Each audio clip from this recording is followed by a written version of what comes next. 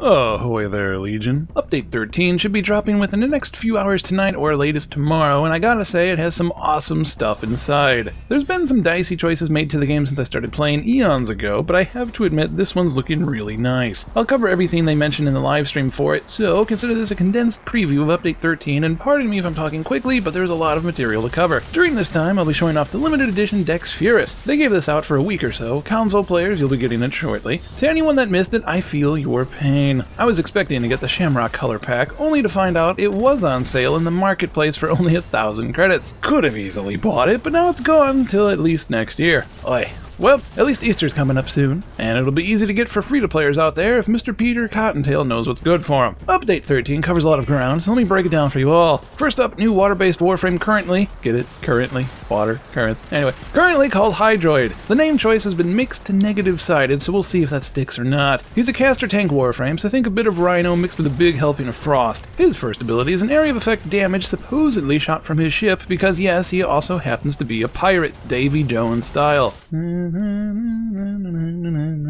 Okay, just a second, making room, and there we go. His second ability morphs him into a wave that shoves enemies aside and crowd controls them. It also has a wicked animation, they did good on that. His third is a puddle. Sounds about as good as it is. Your stealth, I don't know if you're immune to damage, but if anyone walks over your liquid state, they get sucked down and take damage over time. It has a strong glacious feel, which is a shout out to all my Killer Instinct players out there. The arcade version, of course, not the terrible remake currently out. Looks like a high-resolution nightmare compared to the original.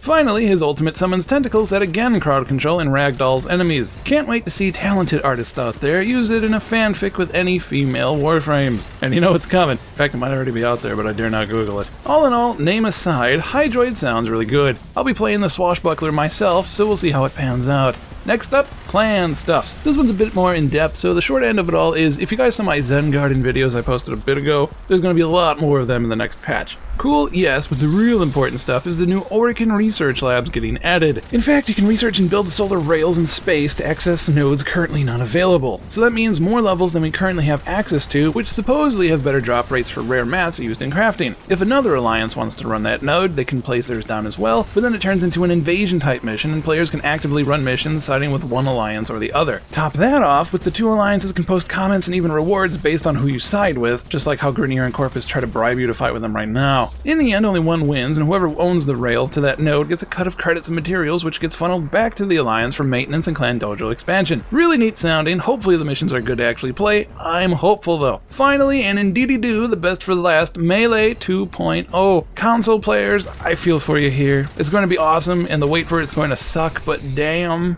Just try to avoid shedding a tear until the end. Melee has been totally redesigned. The devs even consider this to be a mini-game within Warframe at this point. Supposedly the patch is being dubbed the sword alone, because if you choose to, you can play the entire level with literally the sword alone. You can still swing it to break things like you can now, but you can finally equip your melee weapon proper. What can you do with it now? Well, at first nothing out of the ordinary, until stance mods drop. Think aura mods for Warframes. Not only do these grant points to mod with, these stances allow you to pull off different types of combos. Yes, actual combos. There's even a pop-up with the move charts, which makes my Tekken heart flutter with nostalgia. They aren't crazy detailed, mostly just button presses and pauses, but using them you can tailor your attacks for the situation. There's also a hit counter for your combos, and every 5 hits your damage will increase. Wailing on a heavy target, you see your damage explode over time. It's quite satisfying. You can block and parry far more effectively, and yes, even bullets. You can roll and sidestep while swinging too. You can even channel your energy, aka mana, into attacks. You can even weave it into a combo on a per swing basis, so timing it up properly, you can make the finishing move all the more devastating by only choosing to amplify the finishing move itself. Stamina will play a far larger role for melee-centric players, so depending on how you mod your weapon, stance, and Warframe, your results will vary. It's quite detailed, so I can't wait to get my hands on that, but I'll need a melee stance mod before I can. Everyone raise their hand if Apollodorus will be the first place they go to once the update goes live. I'm raising my hand. Expect to revive many more teammates than average for the first few weeks of the update. Many people are going to give it a try, fail at it, and keep trying anyway. Personally, I want to get my Valkyr owning some faces with maces, but they said they'll be changing her later on, so I'll have to wait. Rhinos will likely be everywhere, closely followed by Hydroids, so when you're out there riding those solar rails to epic loots and spectacular mod drops, be prepared for anything. And of course, kill you some Corpus extra hard for me. Thank you for watching, Legion. If you enjoyed any of this or put a smile on your face, we'd be honored if you liked and shared this video with your friends. As always, if you have any questions or suggestions, feel free to leave a comment below.